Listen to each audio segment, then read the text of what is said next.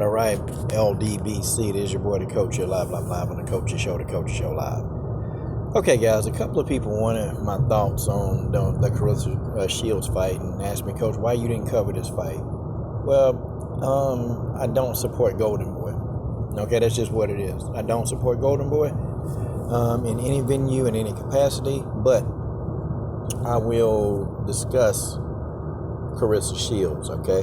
I'll discuss it, and I'll make an exception this one time, okay? But guys, if it's a Golden Boy card, please don't ask me, okay, about doing post-fight reviews for any kind of Golden Boy cards, okay?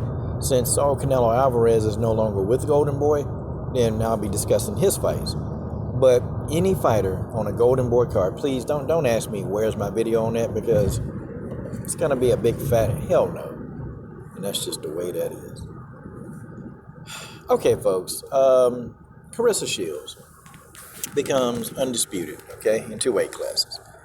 Definitely a very, very, very noble feat, and hadn't been done. So, Claressa Shields has pretty much, made history. There are a couple of things that, I do want to get in and address. And people are like, man, you always on Claressa helmet. You always on the sister. Well, you always down on the sister. Nah, I'm not. But I'm also realistic, okay? Yeah, she said some dumb stuff, really stupid stuff. How, she can, 98% of the men can't beat her, and just stupid stuff. Just dumb. But there are a couple of things that I want to go ahead and talk about now. I think Claressa Shields has just made herself valuable, very valuable. And it was interesting, though, when she said that Eddie Hearn offered her $250,000 to fight Katie Taylor. And I think, and y'all not gonna understand where I'm going with this, but I think Claressa Shields was right when she turned that down. First of all, for Claressa to get to 147, it's going to be a severe weight drain. And it's going to be damn near dangerous. Claressa Shields is a big girl. She big. I'm talking about, like, she country, she got that big old country water buffalo back there. Folks, it's difficult. She's putting her health at risk, like legit trying to get to that weight. I always wondered, why does Claressa Shields have to go down to 147? Why can't Katie Taylor just come up to 154? Why does the fight have to happen at 147? Eddie Hearn want Claressa Shields to fight so bad. Eddie Hearn want Claressa to fight, Katie Taylor so damn bad. Why she can't move up to 154? That was a thought that I had. So I'm with Claressa. If she needs to go down to 147, Eddie Hearn, $500,000 to $1 million is very fair. And I think Claressa understands what her worth is. Okay, and $250,000, I know people thinking, man, that's a lot of money for a female fight. But I think Claressa has the bigger picture. And I think she is thinking about the bigger picture. Like, I think she knows that she's worth much, much, much more than that. Okay, and I can agree. Okay, now, when she talked about MMA, to be honest now, I want to see more black women in MMA. I think for Claressa Shields financially, I think her going into MMA right now probably isn't going to be a good idea. Okay, here's why. Claressa is getting a lot of momentum. Okay, and she took a chance. Guys, I know guys, you got to give her a prop. She took a chance and went on pay-per-view. Okay, and she did an all-women's card. Okay, that's kahunas, because all women's cards. Come on, man. What's the likelihood of that even succeeding? But she went out on a limb, and Claressa Shields talked the talk, and she talked some good old shh. She talked it. Okay? And her post-fight interview kind of just, I'll be honest, yeah, I like what I was hearing. And she addressed the whole Savannah Marshall issue. She addressed that. Okay, she addressed that hands down. And I think she did a good job of that. She said Savannah Marshall don't want it. She don't want it, and I think people are wrong, like, hey, so y'all are judging Claressa on a fight she had 10 years ago. That was the amateurs.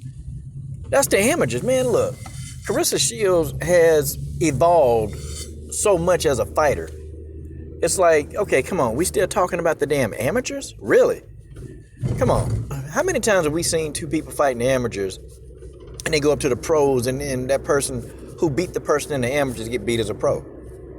I mean, I've seen it. I've seen it multiple times.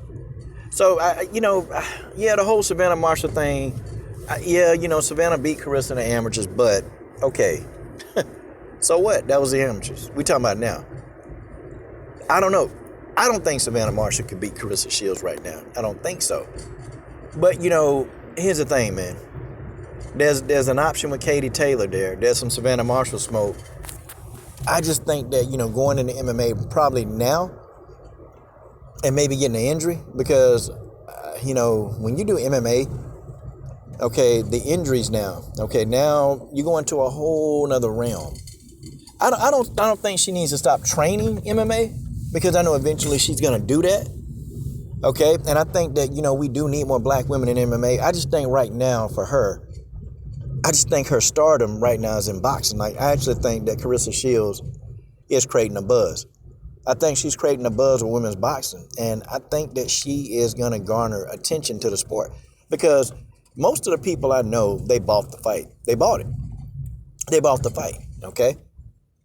I've seen the fight. Okay, I've seen the fight. Most of the people, they bought the fight. I mean, now you can see it now. Today you can see it. Okay, you can see it now. Because people, they've uploaded it, but they bought the fight. And I tell you something, I'm not going to do a post-fight analysis video. Claressa looked good in spots in the fight. This Marie girl, she's decent, but you can tell that her level of opposition that she's faced, and I've even saw some of Marie's, former fights, it wasn't that impressive, okay? Marie wasn't impressive, and Marie don't even have any knockouts, so I knew that she wasn't going to have any kind of truck stopping power to really make Claressa sit and wonder. Okay, yes, it's impressive that Claressa has done the whole, 2-division undisputed thing. It's impressive. But I start to wonder, though, against, who? Are these opponents, are they formidable? I don't know, it's like she's going in there and she's beating these people, but they just don't seem like that they're on any kind of level. They just don't seem like, I don't know. I'm not really sold on the competition. Claressa Shields, in order to get me on board, number one, she's got to stop talking about how many men she can beat. She's got to stop that. Okay, that's got to be stopped. And the level of competition, the level of opposition, it's got to, I need to see somebody in there that's going to test her. Okay, I saw Hannah Gabriels, give her a test. But Claressa got up and, to her credit, she got back up and I felt like she comfortably won the rest of the fight. I felt like Hannah Gabriels had some success here and there after, she had that knockdown of Claressa Shields, but then I just saw Claressa going back to boxing, going back to basics, and her boxing basics, beat Hannah Gabriels, whatever Hannah Gabriels threw at her, okay? I saw that. And so I started thinking, okay, what's going to happen when she find that one person that's just going to test her? The person is out there. I think Savannah Marshall will test Claressa Shields. I think she'll test her. And I think that fight is going to be a good fight. Okay? I mean, there could be a couple other people out there, that test Claressa Shields. I'm not going to speculate like right now, but I think there are a few people. I just think in the sport of women's boxing, I just think that the opposition, there are people that's accomplished, but, I just don't feel like that they're the most skillful or the most talented. I don't know. And seeing the fight, I don't even feel like Marie should have been in the same ring. I don't know if anybody understand that. I just don't feel like Marie Declare, I don't think she should have been in that ring. She didn't belong there. She was outclassed. She was outskilled. Claressa, half the time, didn't even have to move. She stood right in front of Marie. Was slipping all Marie's punches, coming back with these crazy, crazy counters. And the fight was just easy. The fight was easy. It was too easy. It's too easy. Like, she's breezing through women's boxing right now. She's breezing through it. And, folks, I got to tell y'all, I'm not really sold yet. Although, you know what? I don't have to be sold. I don't have to be sold at all. I don't have to be sold because Claressa Shields has an opportunity to be a multi-millionaire boxer. Multi-millionaire. Because if she got the likes of Eddie Hearn, throwing his money at her like this, then I know she's worth much more, because if he's willing to offer $250,000, I'm with Claressa on that. I mean, the fight's worth much more than that. You know it and I know it, okay? Everybody know that fight is worth a whole lot more than what Eddie Hearn is offering. And Claressa know her worth, because Eddie Hearn looking at this now thinking, oh man, okay? Now it's gonna depend on how the pay-per-view numbers do, okay? What's up, man? If the pay-per-view numbers are pretty good, then how y'all doing, man? Hey, you know what it is. If the pay-per-view numbers are good, then guess what? Then she can command those kind of paydays.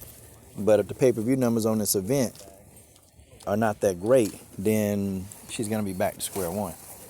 But I do believe that MMA,